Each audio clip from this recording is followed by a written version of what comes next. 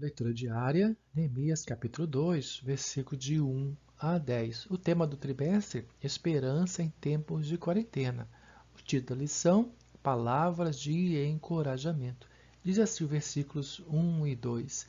Sucedeu, pois, no mês de Nisan, no ano 20º do rei Artaxerxes, quando o vinho estava posto diante dele, que eu apanhei o vinho e o dei ao rei. Ora, eu nunca estivera triste na sua presença.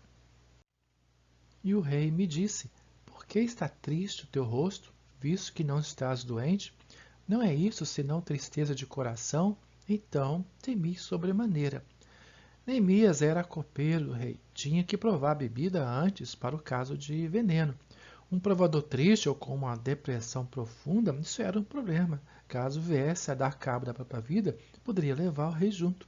Não era o caso. Artaxerxes teve como madrasta a rainha Esther, que reinou uns 40 anos antes e provavelmente influenciou na educação da realeza a respeito dos judeus e também, geralmente, havia uma proximidade entre o rei e o provador real. Neemias, então, relata o seu problema no versículo 3. E disse ao rei: Viva o rei para sempre! Como não há de estar triste o meu rosto, estando na cidade, o lugar do sepulcro dos meus pais, assolada e tendo sido consumidas as suas portas pelo fogo. E o rei então se prontifica a ajudar no versículo 4. Então o rei me perguntou: Que me pedes agora? Então eu orei, pois, ao Deus do céu. E disse ao rei, lá no versículo 5, se for do agrado do rei, e se o teu servo tiver achado graça diante de ti, peço-te que me envies a ajudar a cidade do sepulcro dos meus pais, para que eu a reedifique. Antes de fazer o pedido autorizado pelo próprio rei, ele ora ao Senhor, pedindo por sabedoria para fazer o pedido. No versículo 6, então, o rei responde para ele. Então o rei, estando a rainha assentada junto a ele, me disse: Quanto durará a tua viagem e quando voltarás? E aprove ao rei enviar-me, apontando-lhe eu certo prazo. O rei atende o pedido de Neemias e pergunta quanto tempo levaria fora, porque a ausência é de um precioso servo.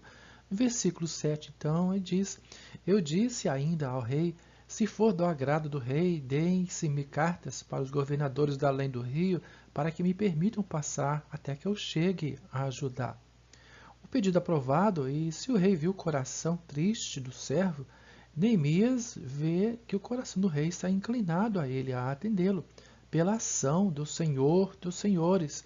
Então faz mais um pedido, cartas reais. Agora não era somente um peregrino que ele queria ser, mas uma autoridade. No versículo 8, então, ele faz um outro pedido.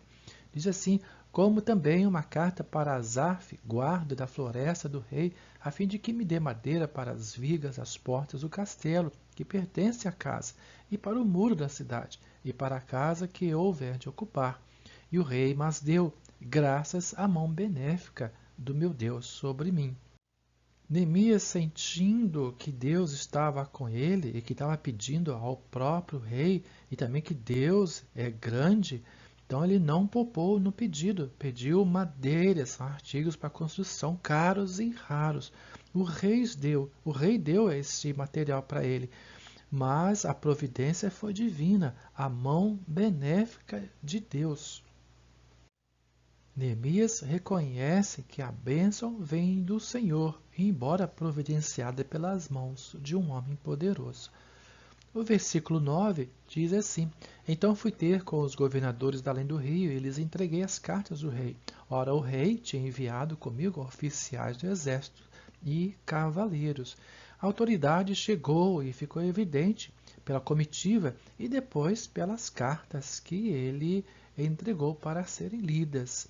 O versículo 10 então diz: O que, ouvindo Sambalate, o Oronita, e Tobias, o servo amonita, ficaram extremamente agastados de que alguém viesse a procurar o bem dos filhos de Israel.